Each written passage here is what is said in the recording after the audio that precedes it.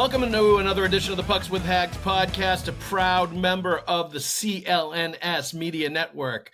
This show, for those of you listening to this episode of the podcast, we ask that you subscribe to the podcast, like, and leave a review. And for those watching the show on CLNS and enjoying all this hockey talk, go ahead and hit that like button and subscribe to the Bruins Rinkside YouTube channel, where you can find our show and a lot of other great Bruins content from fellow Bruins talkers like Conor Ryan and Evan Marinofski. There's also the CLNS Media Network and Patriots Press Pass YouTube channels as well. Also, please make sure to turn on your notifications so you know the instant a new Pucks with Haggs podcast video drops on the interwebs. I believe this is the 193rd episode of the Pucks with Haggs podcast. Thank you, as always, for listening, for interacting, for following us, for liking and commenting and doing all that good stuff. I'm your host, Joe Haggerty. You can find my work at joehaggerty.substack.com. Subscribe and get yourself a premium membership. Get all of my NHL writing sent straight directly to your inbox. I also write columns 3 times a week for the Boston Sports Journal. So go to bostonsportsjournal.com and check that out as well. With me today, I have longtime friend and colleague, Mick Colageo. Mick, please tell everybody where they can find your work, my friend. Thanks, Joe. Rink Wrap. I link to my blog, Rink Wrap, on X and via Facebook. And let's see, what else? I've actually been diverting into some tennis writing lately. But, nice. While I'm waiting for the other shoe to drop, that's I often tell people when they say, "What's your favorite sport?" I say, "Tennis." Hockey's my life. So. Ain't that the truth? I love it. But check out Mick's stuff, tennis, hockey, whatever Mick is writing about. You should always pay close attention to what he's writing and enjoy the history that comes with Mick writing about the Bruins, having been a fan before he was a media member and having covered and seen so much of the Bruins history. I love reading Mick's stuff and listening to him talk, as he's going to do on this episode of the Pucks with Haggs podcast. Mick, let's get into it. A couple of things to jump on right off the top here. And I think the most obvious one is the coaching search. From what I can gather, having talked to people, it sounds like they're in the second round of interviews and they've kind of reached that sort of finalist stage after having interviewed, I think it was like 15 or so people initially. Really extensive search, like Don Sweeney said it was going to be. They're going to talk to a lot of different people, cast a wide net, see what everybody had to say. And you and I have talked about this before. I think it's a unique time to also get opinions from people, get honest appraisals from people of what they see about your team and how they view your players and your team, get those outside perspectives from other hockey people that you don't always get. So now that it's gotten to that point, the names that I had heard, and Kevin Weeks actually tweeted this out yesterday, our buddy Kevin Weeks, longtime goalie in the NHL on ESPN, NHL Network, all that good stuff. He said, per sources, Jay Woodcroft, Mitch Love, and Marco Sturm are among the favorites as potential hires as head coach for the Bruins, the Penguins, and the Seattle Kraken. Probably not necessarily in that order, but interesting that you have these particular names out there. From what I could gather, I think these were the 3 finalists for the Bruins job, or the 3 most serious candidates for the Bruins job. The one name I had heard from sources, Mick, was Mitch Love, assistant coach with Washington, was a head coach in the Calgary organization in the AHL, had a lot of success, has got a defensive reputation, which is something the Bruins definitely want to get back to basics with, which is a good thing and a feather in his cap. And by that, we don't mean he gets defensive when the media asks questions. That's right. I don't think I've ever met Mitch Love before, so I have no idea what kind of temperament he's going to have with us. But at least he's had NHL or AHL head coaching experience. And I think, a lot of people early on had mentioned Misha Donskov, the assistant with the Dallas Stars, as a potential candidate. I remember Steve Conroy saying something about him like way early in the process. But I think the one thing that was a drawback with him, or a con, was he's never been a head coach at a major level at any point. He's been an assistant in a lot of these places. And I don't think you can put a guy like that that's never had a head job and never been a head coach into the head coaching spot of the original 6 Boston Bruins, with the media following, with all the responsibilities, with the star players, with all the different stuff that you're going to have to manage and be the, where the buck stops. If you're the head coach, I think the NHL is not the right place to try that out for the first time. So with that particular candidate or potential candidate set to the side, because it doesn't even look like you got an interview, because he's still going with the Dallas Stars in the playoffs at this point. And Don Sweeney said they're not waiting around for any other candidates for the playoffs to be over. Sounds like Woodcroft, Love, and Sturm are probably the finalists. And I will say this: Woodcroft obviously has the past head coaching experience with the Oilers. He was the predecessor to Chris Knobloch, who's there now and has had a lot of success. So he has coached a talent level like Connor McDavid, Leon Draisaitl. He's coached in a pretty big, Canadian market that has a fervent following. There's a lot of things that he has going for him, and I think he's a quality hockey person and a good head coach. But I got to tell you, the more I thought about it, and I thought this from the very beginning, Mick, Marco Sturm, to me, makes a lot of sense. And he's got the experience, having been a head coach in the AHL in the Los Angeles Kings organization. He's been an assistant with the Kings at the NHL level. I believe he's coached Germany in international situations at some points as well, right? So, but beyond that, he played with Adam McQuaid, who is the director of player personnel or player development with the Boston Bruins. He played with Trent Whitfield, who is one of the coaches down in Providence with the Providence Bruins. He played with Patrice Bergeron. He was on a line with Patrice Bergeron, who is still prominent around the organization. He played with Zdeno Chara, who is a consultant and some kind of special assistant to the general manager with Don Sweeney, working in the front office. Did a lot of hanging around with the Bruins toward the end.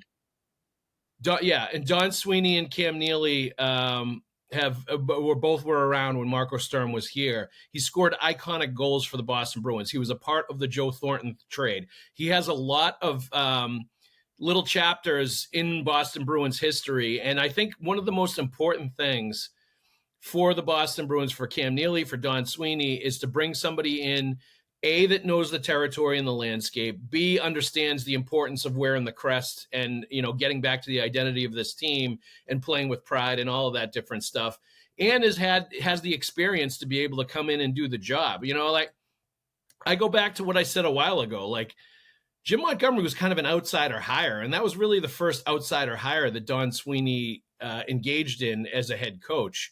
And I don't think it worked out particularly well at the end of the day for them on a couple of different levels. And I think Marco Sturm would be going back towards familiarity and somebody that they know and believe can do the job, and also understands what he's getting himself into, understands the organization, all the people that are here, and has made a name for himself in this organization, and is going to bring a level of cachet coming back here as well. And there will be great lines of communication at all levels, I think, if he's the coach, because he knows so many of the people that are already in the organization. Marco Sturm makes a ton of sense to me. And I think when you really start to think about it a little bit and you start to add it all up and think about what would make the most sense and what you think the Bruins prefer, I think he might be the guy. Like, I really think that Marco Sturm is going to have a very strong candidacy, and it might be his job to lose, based on his track record and based on his history with the organization. Like, I think this is a hire that a lot of people are going to like, and it's going to be a popular one, especially with the fans. And I think that's something to consider as well, along with he's hungry and he wants an NHL job. And I think he would be eager to take it as well, rather than have some of the reservations that other head coaching candidates, particularly ones that have past NHL head coaching experience, maybe weren't eager to jump into. I'm having a bit of an 11th hour suspicion that you're onto something here. And part of the reason on my end is I'll often hear from our friend, colleague Heiko Oldorp from Germany when there's a Bruins Germany connection. Yep. He's been awfully quiet.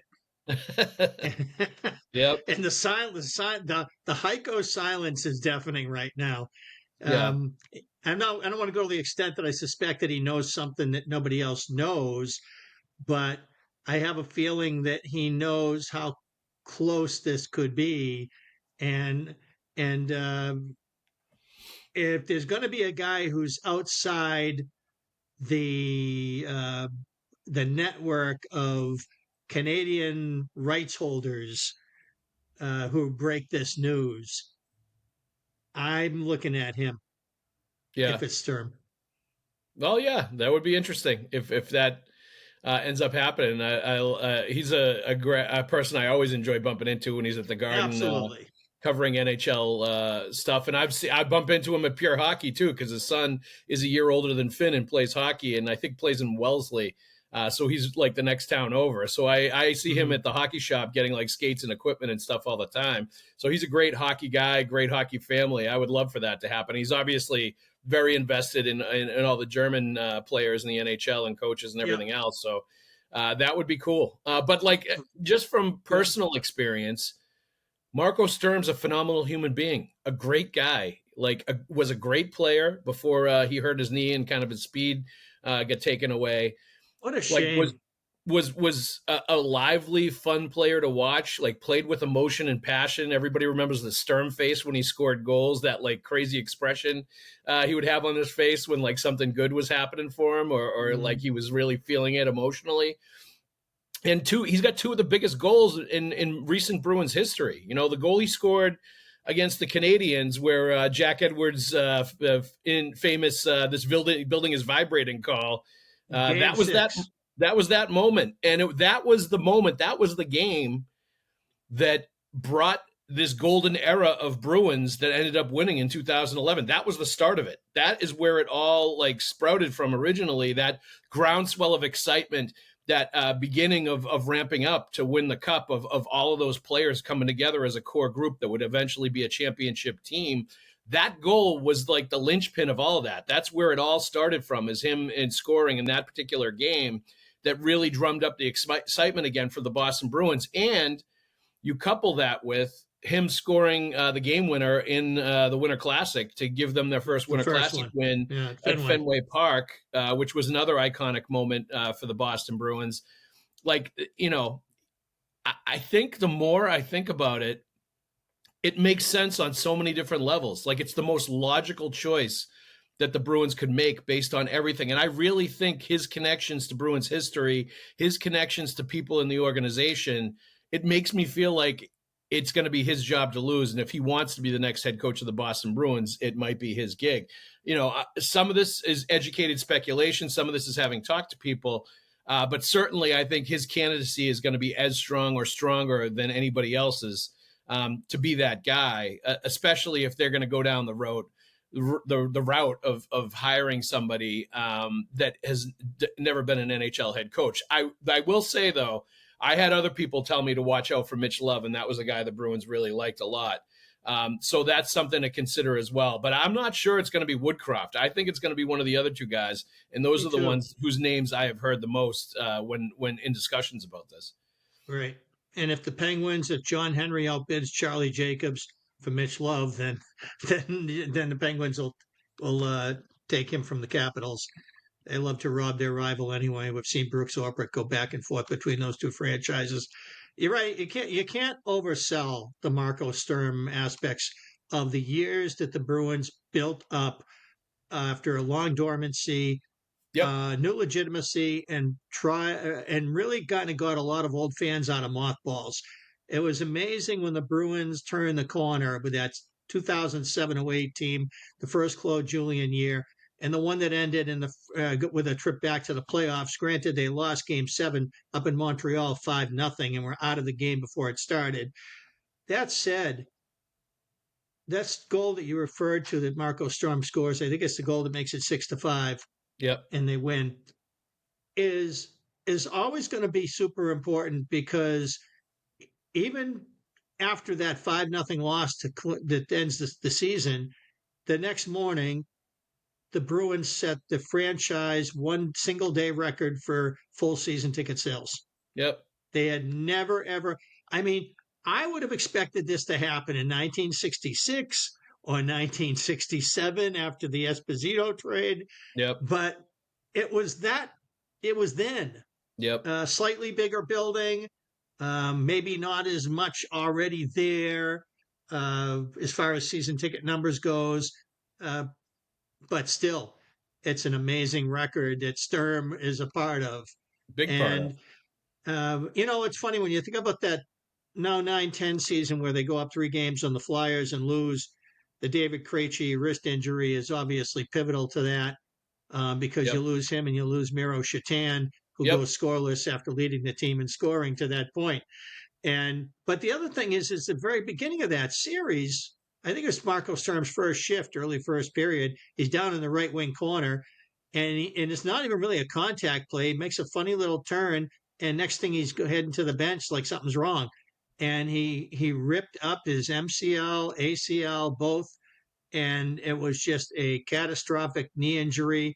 It Yep. was with a very subtle, below the radar kind of motion that was hard to believe. Did he really do that there? And he did, and he never played for the Bruins again. Yep. It's really, I mean, I always thought that given his contributions, you mentioned the Winter Classic as well, that I know it's outside the parameters of what the NHL can do, but to me, he deserves a ring, because he was a huge part of. He won't get it, but he deserves one, for helping the Bruins climb a big chunk of that mountain. Yeah, no question about it. And, I think that is not an unimportant thing in the eyes of the Boston Bruins, in the eyes of the people making these decisions. I think his contributions to the franchise and what he means within the history of the franchise it's not a trivial thing. It's not unimportant. I think it does have a lot of importance. And I think it also, like I said, blends with what they want to bring back and what they're interested in bringing back to this team after last year and instilling in this team. And I think Marco Sturm is the kind of guy that can do that. And certainly he has the credentials, and he's going to have the respect factor on day one, just based on what he's done, prior to this point. But I also think, and I've mentioned this, I think, to you, and I've definitely said it on this podcast before. Like, I think you're going to start seeing more Bruins of that generation taking over this franchise and being in key roles. And we're already starting to see it. Chris Kelly, Adam McQuaid, guys like that.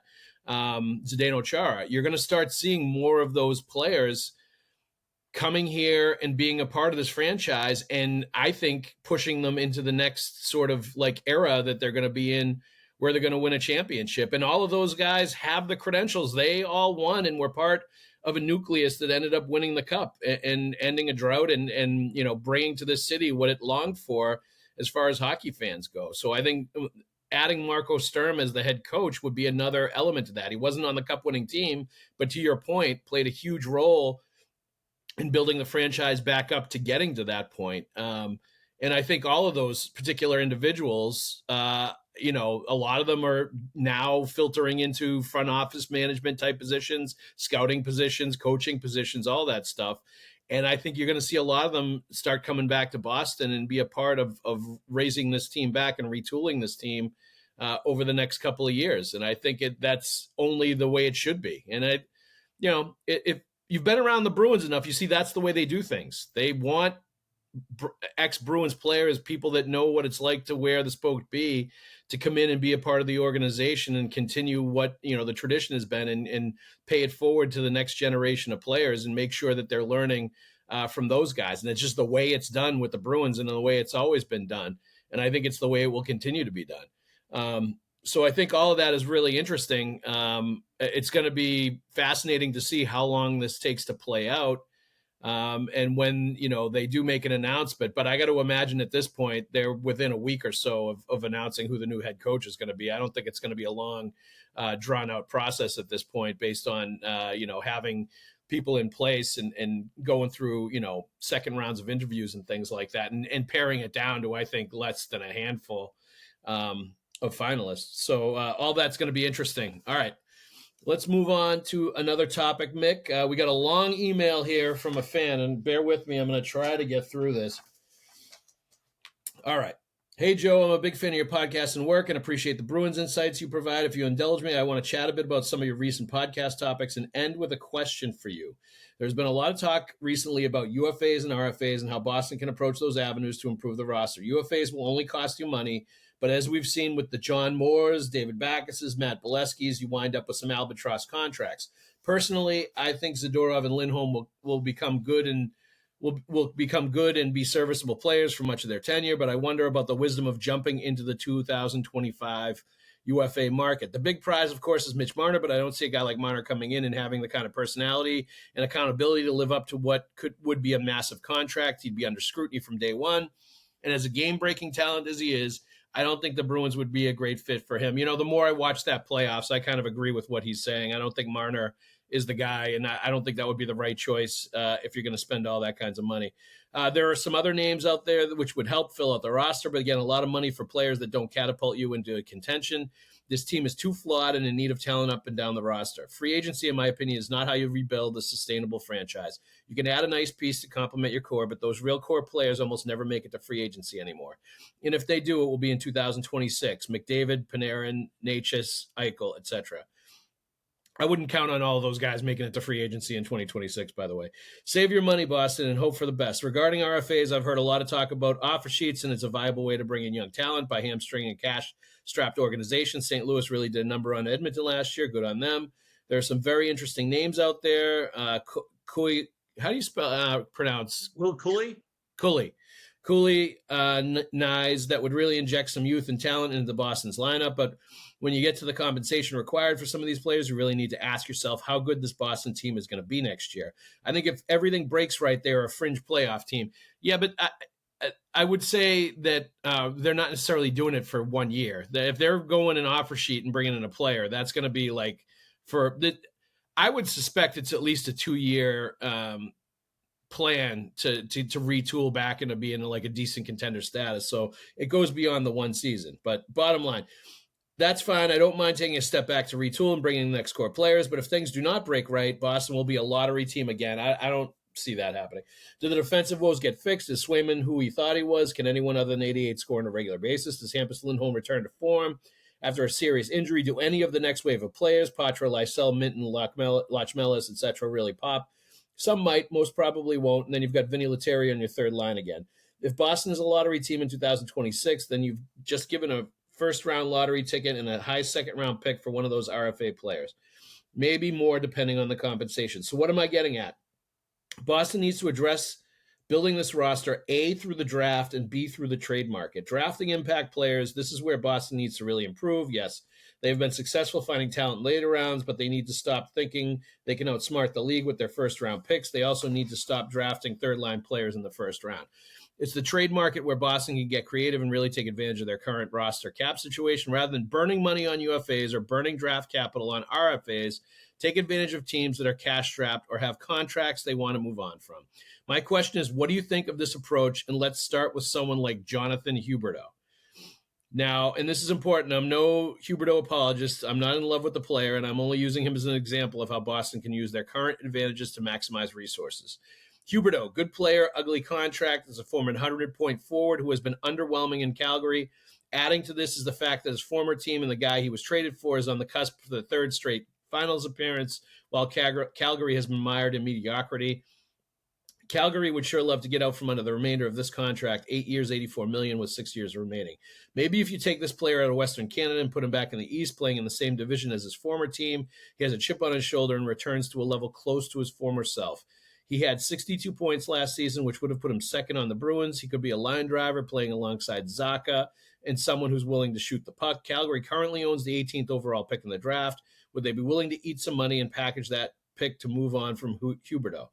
Let's flesh out a trade here. Calgary gets Casey Middlestat, 2 years remaining, $11.5 million. Joonas Korpisalo, 3 years remaining, 3 years, $12 million remaining, and a 2025 fourth-round pick. Boston gets Jonathan Huberdeau, 6 years, $63 million remaining, $2.1 million per season retained, 2025 first-round pick, 18th overall.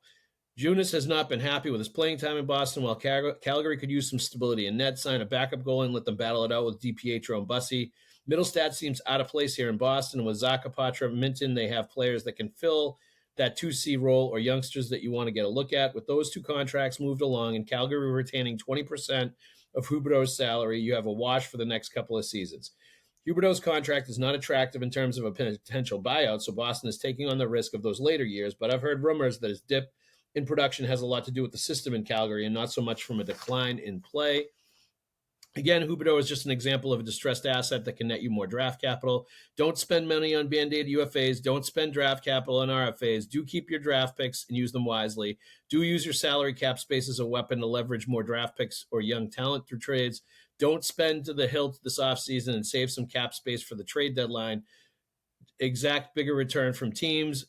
What do you think of an approach like this rather than burning money and draft picks on UFAs and RFAs? All the best and keep up the good work. Slancha, and that was from Sean. There you go, Mick. That was the full message right there. I need a knife and a fork. Sean McCardle, a loyal listener and a big fan. I just find some contradictions in that philosophically. It's like the criticisms, and then he proposes something that could be aligned with one of those buckshot criticisms. Yep. I think bottom line, a huge risk. Huberdeau, what do you think of trading for Huberdeau? I think that's a risk the Bruins can't afford to make. I think they could barely afford to do it with Mittelstadt, to take Mittelstadt's contract off Colorado's hands, because it's only 2 more years. Right.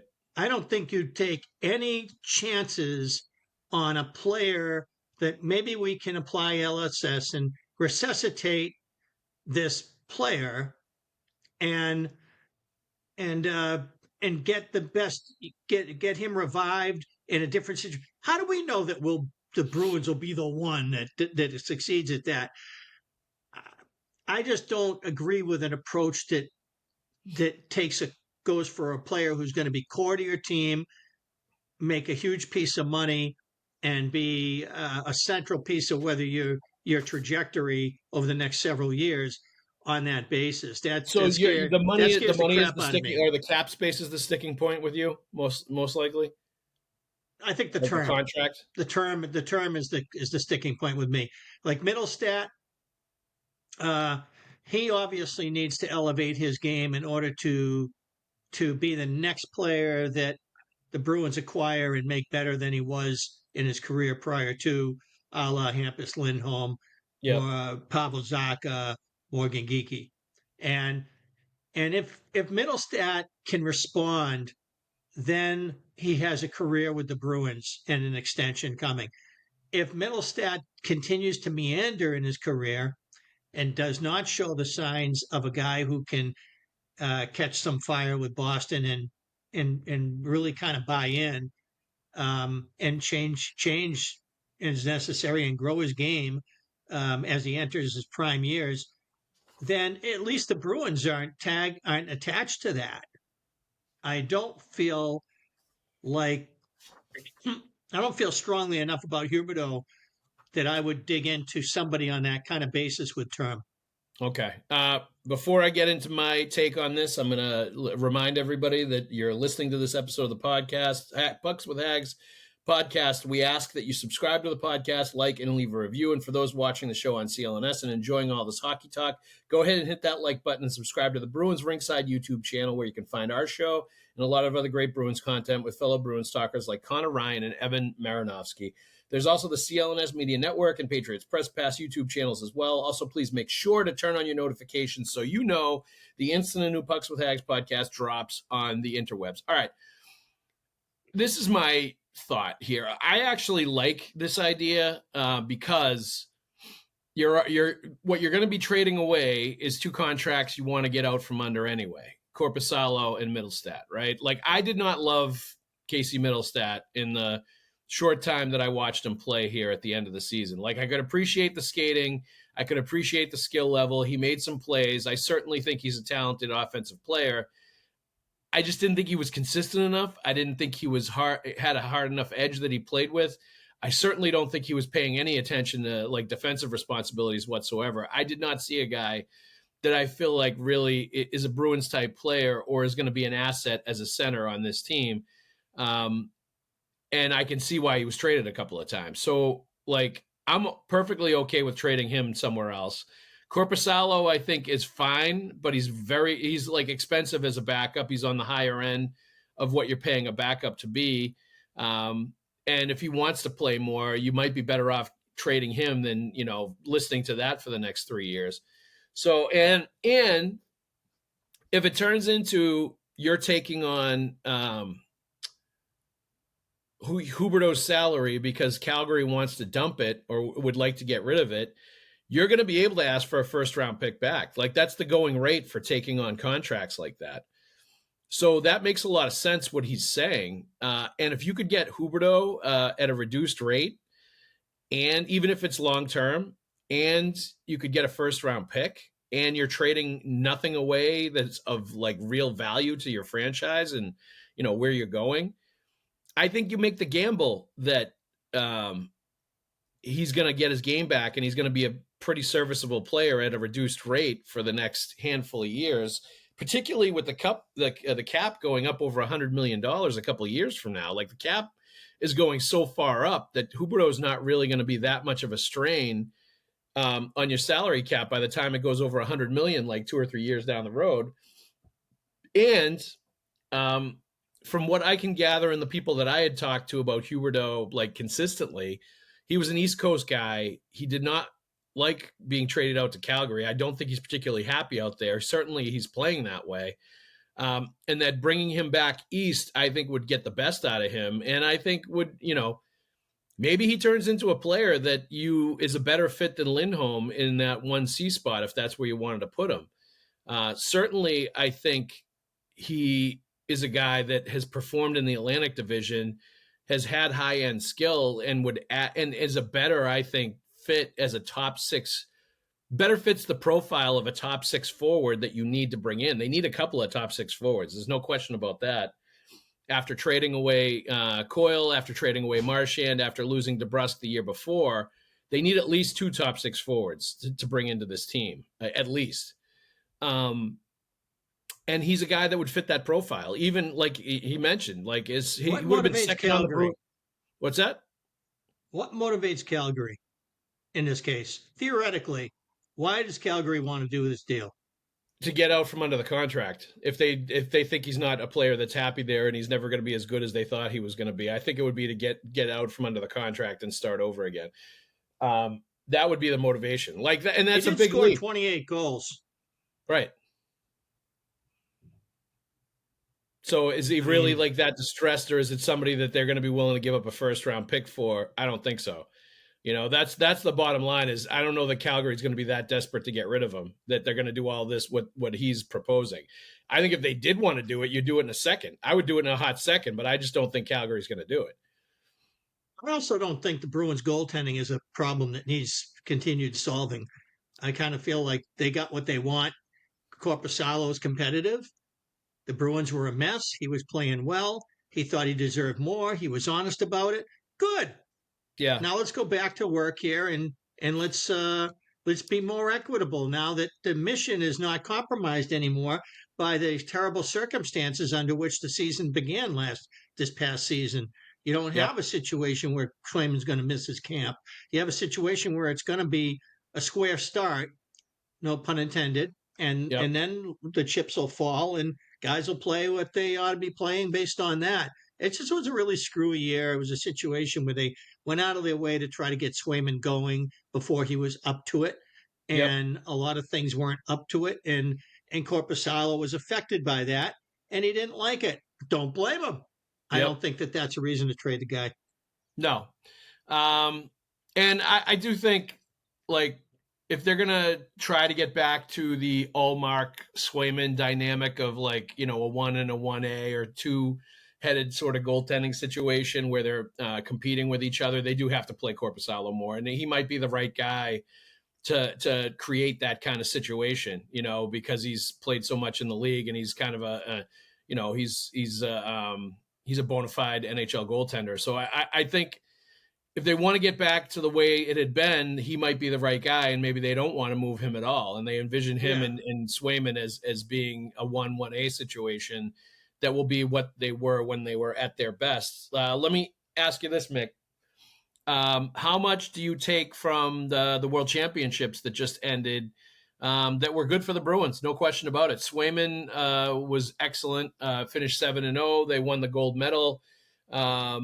Great game. He played really well in the tournament. The numbers were getting back to more Swayman-like numbers. You know, how much of that do you derive optimism from? And then also the two leading scorers in the tournament were Pasternak and Elias Lindholm. Elias Yeah. Lindholm had an awesome tournament for Team Sweden. And yes, it's kind of like people call it like a JV tournament, or people call it like, a tournament of guys that couldn't either get into the playoffs or couldn't do much in the playoffs when they got there. So it's not necessarily the best on best that the world absolutely has. There are players missing because they're still playing in the Stanley Cup playoffs, and some players just don't go. But I still think there's something to draw from the way Lindholm played for Sweden. He was their best player. And from the way Swayman played for Team USA, and the way he played in big moments, and the way he kind of rebounded.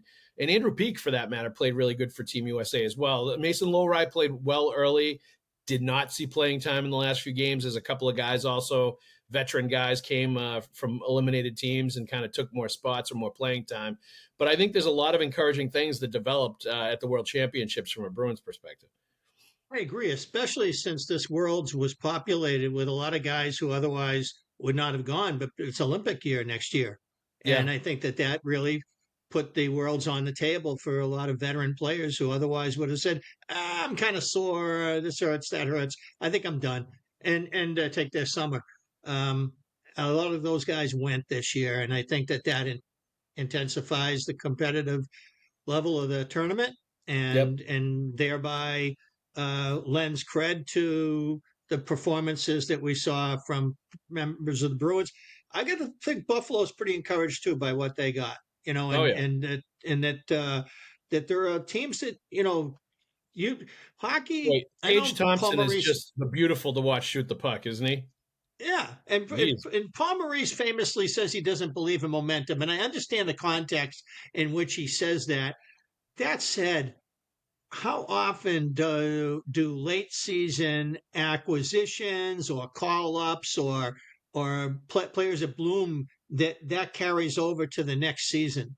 It's not like an automatic thing. It's not like a paper airplane that won't land.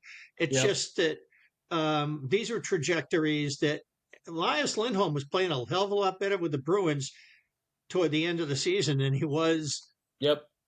through the first 2/3 of it. Yep. So even though the season went away and it didn't matter anymore, and it turned into junk, and it turned effectively into a tank, um, I thought he was great down the stretch. And yeah, it's no point in talking about it, because until the hockey matters again, the outcomes matter again in a positive way, then uh, then what anybody did won't matter then, other than the fact that it says, hey, look at this guy play. This is good. Because from a personal standpoint, here's a guy who's gone through so much change in his career, in his life. So to come here and have walk into a complete crap show of a season, and it never really settled in for him. At the end, in garbage time, he found himself. I Yep. don't care that it happened then. I think it's great that he did. And I'm not surprised that he had a good Worlds. I'm not surprised that Swayman had a good Worlds. He was better for the Bruins toward the end. And yeah, uh, hey, one of the worst record I've ever seen the Bruins post in my lifetime. They had a young player, an 18-year-old named Bobby Orr. Right. Something good was coming. I think something good is coming now too. I just think that there's a value that things are going to settle in, and we're going to see much better versions on average of these players for next season. And I think the Bruins are going to be a hell of a lot better for it, and it'll matter. So, yeah, I take that seriously. I think those opportunities are huge. I think it's the same for the Calder Cup playoffs, for any opportunities that your prospects get to play those games. Yep. And the Providence Bruins almost lost their first round because they were getting goalied out of a series, but they battled, they hung in there, they got an overtime win, and got it to 3, and then won the best of 3, got in the next series, and that was a hell of a series. So it was really good to see that they came into a very intense competitive situation where they had to perform in order to extend their window and their opportunity to improve. And it didn't get as far as they wanted, but it got a lot further than it might have with the goalie situation in the opening series. Not theirs. Their other guy was great. Yep. No, I agree. And the other part of it, just amazing that it had been over 90 years since Team USA had won at the World Championships. Which Yeah, is that's ridiculous. amazing. I don't even know how that happens, but I know, especially when you consider things like Squaw Valley. I mean, yeah. how the heck do you have a miracle on ice before the miracle on ice 20 years later? And somewhere in all of this, you never won the Worlds.